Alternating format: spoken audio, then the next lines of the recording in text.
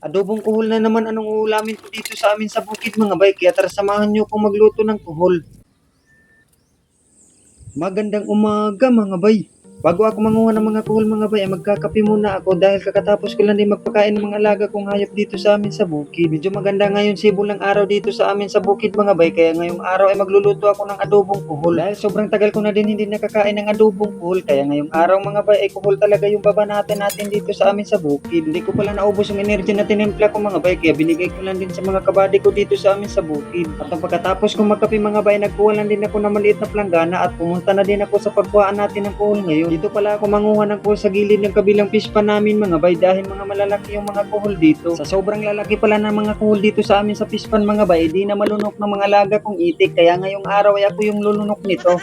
Mabilis lang din pala to sila dumadami mga bay, lalo na kapag nasa palayan. Kapag naman sila ay nangingitlog ay umaakit nito sila sa mga damo, doon sila nangingitlog mga bay. Isa din pala to sa pinoproblema namin dito sa bukid mga bay, kapag kami ay nagtatanim ng mga palay ay isa din pala to sa mga prohisyo. Mahirap din pala to sila puuhin sa mga palayan mga bay kahit ilalagyan mo na ng lason, kasi yung iba ay lumiliblib sa mga putik. At nung nakarami na ako nakuha ng mga kuhol sa pispa namin mga bay, ay dumiretso na ako dito sa amin balon. Yung iba pala nito mga bay, kapag nangunguha sila ng mga kuhol ay nilalagay muna nila ng balde tapos kinabukasan nila lulutuin para yung mga dumi daw nito ay mailabas. Pero yung style natin ngayon dito mga bay ay diretso na, dahil hindi naman tumadumi, hindi katulad sa iba ay nangunguha sa mga sapa o di kaya sa mga palayan. At nung pagkatapos ko mahugasan ng maayos yung kuhol natin mga bay, ay nilagay ko na agad diretso sa kawali natin para pakuluan natin ito. Nagkuha na rin ako ng tanglad para na may amoy yung kuhol natin habang pinapakuluan natin at mawawala din yung langsa. At nung mailagay ko na yung tanglad ay nilagyan ko lang din ng konting asin para na may lasa habang kumukulo ito, at nilagyan ko lang din ng katamtaman na tubig. At syempre hindi din pwede makalimutan yung duwa, o di ba parang manok na yung niluto ko dito mga bay.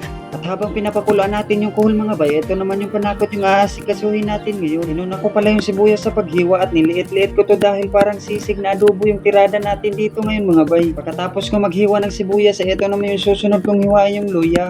Simple lang pala yung panakot na ilagay natin sa ating adobong mga kuhol. At syempre hindi din pwede makalimutan yung bawang, kasi ito yung una kong ilagay mamaya kapag ako'y naggigisa na sa ating adobong kuhol. At pagkatapos ko maghiwa ng mga panakot ay ito naman yung susunod ko na hiwain yung sili para naman may anghang yung adobo nating kuhol.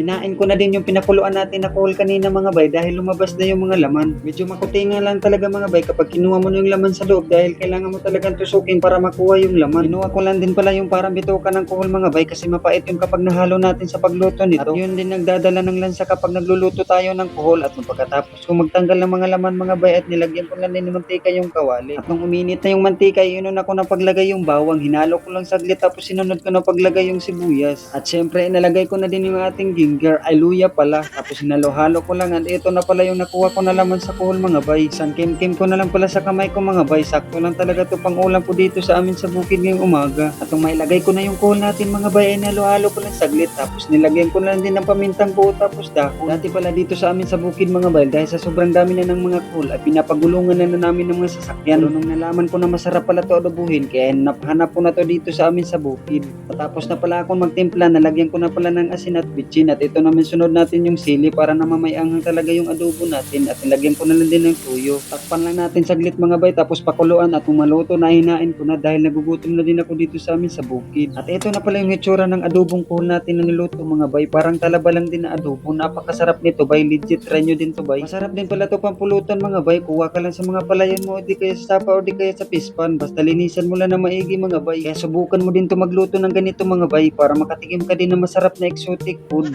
At kung nakaabot ka sa video na to bay, paki-comment naman kung taga saan ka para malaman ko kung saan umabot yung adobo kong nilutong kuhol. At hanggang dito na muna tong video na to bay, maraming salamat sa panonood.